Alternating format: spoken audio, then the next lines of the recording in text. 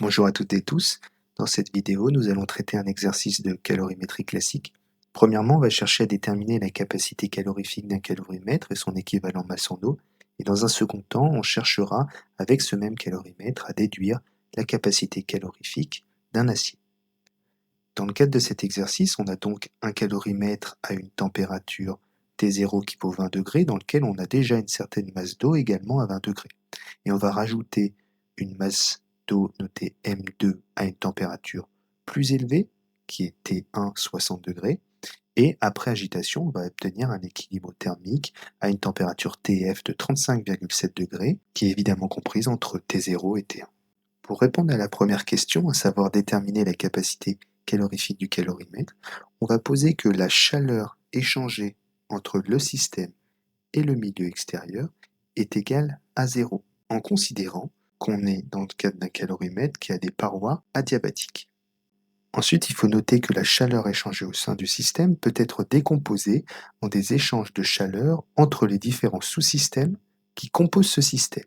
Donc, Q échangé peut être réécrit en Q calo plus Q eau froide plus Q eau chaude, le tout étant égal à 0. Donc ici, on a trois sous-systèmes qui correspondent au calorimètre, à l'eau froide et à l'eau chaude.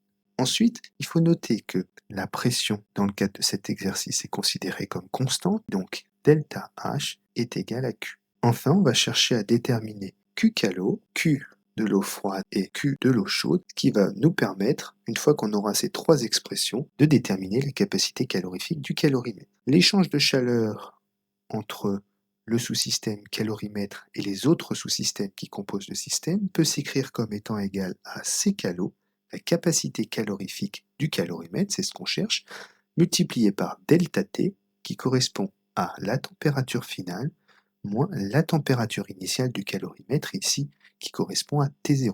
Dans un second temps, pour les échanges de chaleur entre le sous-système eau froide et les autres sous-systèmes, ou le sous-système eau chaude et les autres sous-systèmes, eh bien on va remarquer que l'on n'a pas de changement d'état, l'eau liquide reste liquide, on va avoir de l'eau à 20 degrés qui va progressivement se réchauffer, et on aura aussi de l'eau chaude à 60 degrés qui va progressivement se refroidir, le tout pour obtenir une eau tiède à une température de 35,7 degrés. On va remarquer qu'on peut utiliser l'expression delta Q est égal à mCp dt. Ici, j'utilise M parce que c'est une masse et on m'a donné un Cp massique de l'eau en joules par gramme par Kelvin. Vous pourriez utiliser la même expression mais en molaire. Delta Q est égal à NCp dt. Cette fois-ci, N, ce serait une quantité de matière. Le Cp serait une capacité calorifique molaire, à savoir ici des joules par mol par Kelvin, mais ici on a bien des joules par gramme par Kelvin, donc on doit utiliser une masse devant le Cp en grammes. Donc Q de l'eau froide, eh bien ça va être la masse de l'eau froide, ici notée M1, multiplié par le Cp massique de l'eau, donc ici je précise pas, mais c'est normalement de l'eau liquide, multiplié par un delta T qui correspond à la température finale moins T0, la température initiale qui était celle de l'eau froide, à savoir 20 degrés. Pour l'eau chaude, on va appliquer le même raisonnement, on va avoir M2Cp de l'eau, température finale, moins T1 qui correspond à la température initiale de l'eau chaude qui était de 60 degrés. Vous obtiendrez pour Q de l'eau froide autour de 6563 joules et pour Q de l'eau chaude, moins 8126 joules. Il est important de noter que Q de l'eau froide vous donnera une valeur positive parce qu'en fait, l'eau froide va se réchauffer, donc recevoir de l'énergie des autres sous-systèmes, alors que pour l'eau chaude va se refroidir et donc pour se refroidir, va devoir céder une partie de son énergie sous forme de chaleur aux autres sous-systèmes, à savoir l'eau froide et le calorimètre.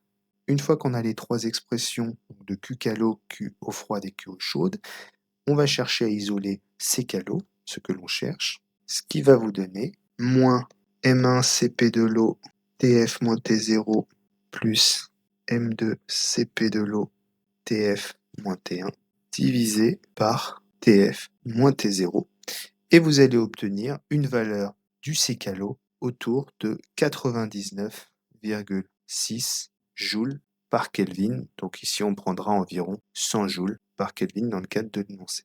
Ce que signifie ce Ckalo de 100 joules par Kelvin, c'est que je vais devoir apporter 100 joules de chaleur pour élever la température de mon calorimètre de 1 degré.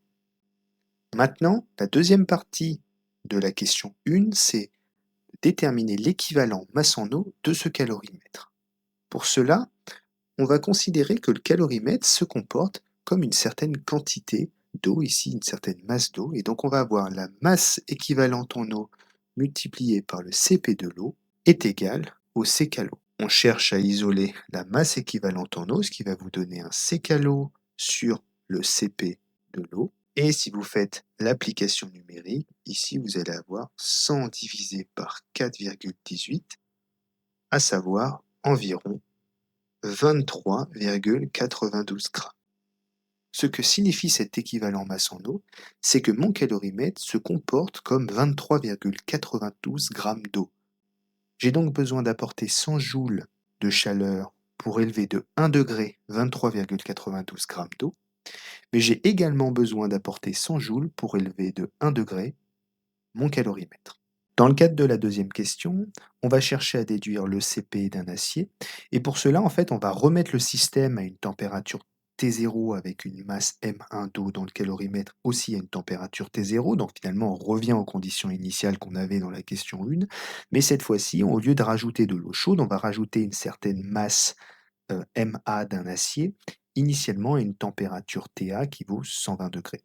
Donc en fait, c'est exactement la même logique que précédemment, mais au lieu de rajouter de l'eau chaude dans le calorimètre, on va rajouter un morceau d'acier chaud. Donc on distingue la température finale, cette fois-ci on la note Tf2. Et donc ce qu'on va chercher à déterminer, c'est le Cp de l'acier. Donc on va appliquer exactement le même raisonnement que précédemment, sauf que cette fois-ci, au lieu d'avoir un Q eau chaude, on va avoir un Q acier. D'accord? Donc on va avoir Q calo plus Q de l'eau froide plus Q de l'acier égale 0. On va développer les expressions de Q calo, Q eau froide et Q de l'acier, et on va chercher à isoler le Cp de l'acier qu'on va pouvoir ensuite déterminer par le calcul. Alors pour le Q calo, eh bien on va utiliser C calo, température finale de 2 moins T0, qui correspond à la température initiale, à laquelle est le calorimètre, c'est-à-dire 20 degrés. Ensuite pour l'eau froide, eh bien on a M1 Cp de l'eau Tf2 moins T0. Et puis pour l'acier, on va avoir la masse de l'acier multipliée par le Cp de l'acier, c'est ce qu'on cherche, multiplié par l'écart de température Tf2 moins Ta.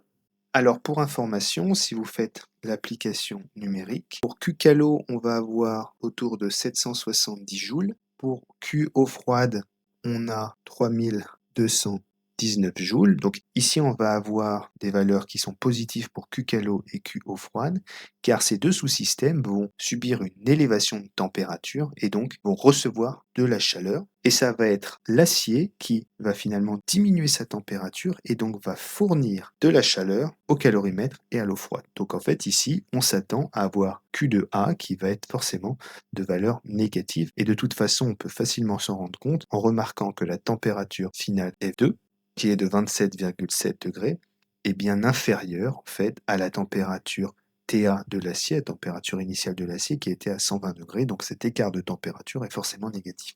Maintenant, ce qu'on peut faire, c'est isoler le Cp de l'acier, qui est égal à moins Q de l'eau froide plus Q du calorimètre, divisé par Ma Tf2 moins Ta.